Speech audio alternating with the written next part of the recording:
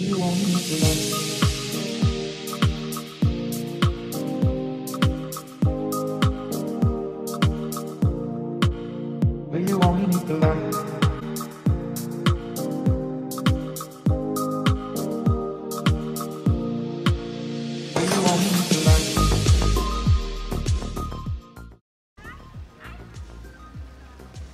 Tøser. Hej. Ja, jeg skal have noget. Hej og velkommen. Vi står her på Strøget. Yes. Vi skal spørge en masse fremmede mennesker omkring nogle spørgsmål, som har noget at gøre med forskelligheder, forandring og kulturer. Det er nemlig rigtigt. Og, lad os komme i gang.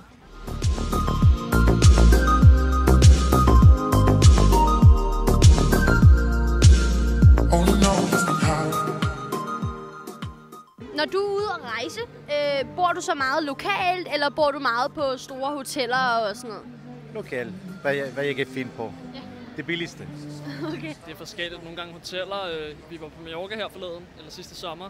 Der boede vi i min fars kærestes venindes lejlighed. Så det var lokalt? Ja. Okay. Det var meget hyggeligt. Jeg har altid rejst meget lokalt med min familie. Ja. Så lokalt vil jeg sige. Ja, det er det, der er mest sjovest, ikke? Ja. Vi ruller.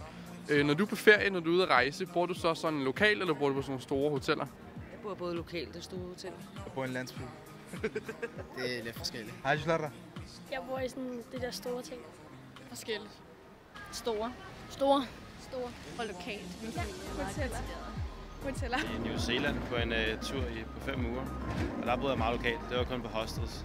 Ikke sådan høj kvalitet eller noget. Jamen dig, hvordan? Vi boede på moteller langs motorvejen. Ja, store hoteller. Okay.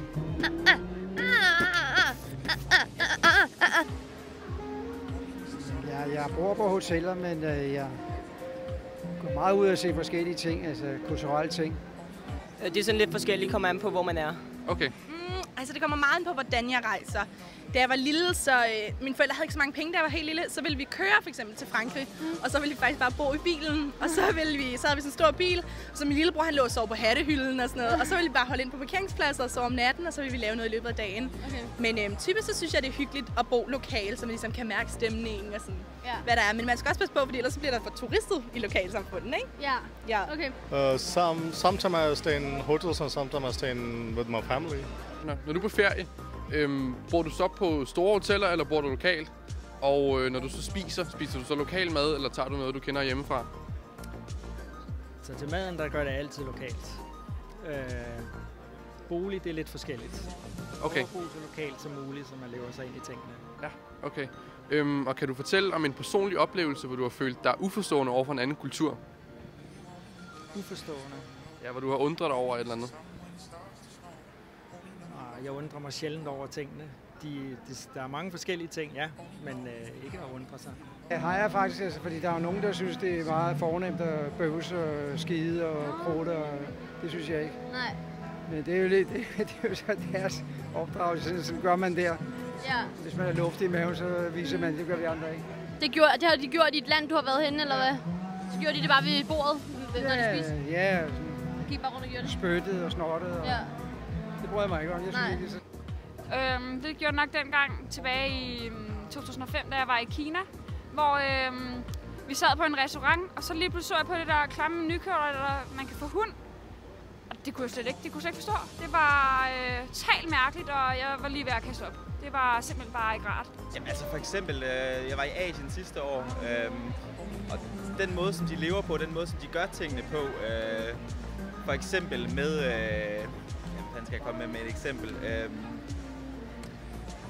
Den måde, som de ligesom tager folk. Jeg blev for eksempel inviteret hjem til en familie nede i Asien, hvor de sådan, jeg mødte dem på gaden og spurgte mig om noget, og de var sådan lidt, du er fra Danmark, og I kom hjem til os og spise sådan noget. Det er man ligesom ikke rigtig vant til her i Danmark, hvor de inviterede os hjem og spiste hjemme med dem selv.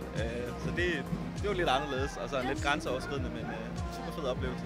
Altså, jeg var engang i Frankrig, og der var vi på en restaurant, hvor jeg troede, vi bestilte kylling, og så var det rent faktisk frølår. Okay. Så det var ret ulækkert. Ja. We were recently in Tallinn. The ship was in Tallinn, and she thinks we ate bear.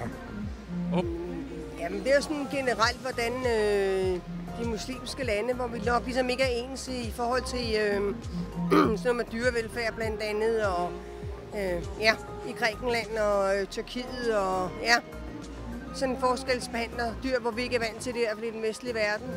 Så ja, det... Well, sometimes if the menu is just in the local language, it's difficult, but ordinarily we don't have too much problem. Okay. Når I er ude at rejse, spiser I så meget lokalt, eller spiser I meget det, I kender herhjemmefra, for eksempel burger, pizza, pasta og sådan noget? Når jeg er ude at rejse, spiser jeg meget lokalt, ja. Mine forældre gider ikke det, vi kender, så det bliver lokalt. Men det er også meget fedt. Altid lokalt. Jeg kan lige at spise lokalt og prøve det, som man får i det pågældende land, som man nu besøger. Lokale mad. Altså jeg prøver at finde rigtig lokale mad, ikke noget turistemad. Nej. Okay. Jeg plejer at spise lokalt. Det kommer også an på, hvor man er. Altså hvis jeg er i Frankrig eller Italien, så er det jo mega lækker mad, ikke? Så er det jo sådan noget med, så spørger man dem på hotellet, sådan, hey, hvor der er godt at spise, eller hvis man møder nogen på gaden. Så jeg plejer at spise lokalt, det synes jeg, så får man et rigtig godt indtryk af, hvordan et land er, synes jeg, ved bare, hvad de spiser. Ja, jeg vil sige, at det er sådan vigtigt at sådan prøve at integrere sig så meget i kulturen, når man er der. Ja, sig noget. Şimdi bugün geldik Köpek Akın'a. Şimdi düğünümüze geldik. Düğün oluyor. Sonra bir de bir şarkı söyle. Yes, vi er så færdige med det her nu, og vi har fået en masse rigtig gode svar. Og en masse spændende ting har vi i hvert fald lært og mødt en masse spændende mennesker, og det er så dejligt, at folk er så imødekommende. Ja, og ud fra det her kan vi konkludere, at der er en hel masse, som altså prøver noget nyt, når de er ude at rejse, eller bare i det hele taget prøver noget nyt. Men der er altså også nogen, som bare godt vil have det, de er vant til, og det, de plejer at få. Så tak for nu.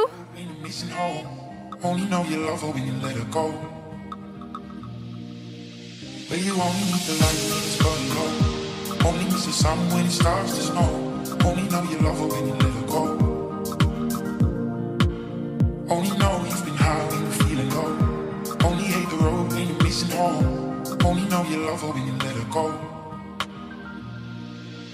Where you only need the light.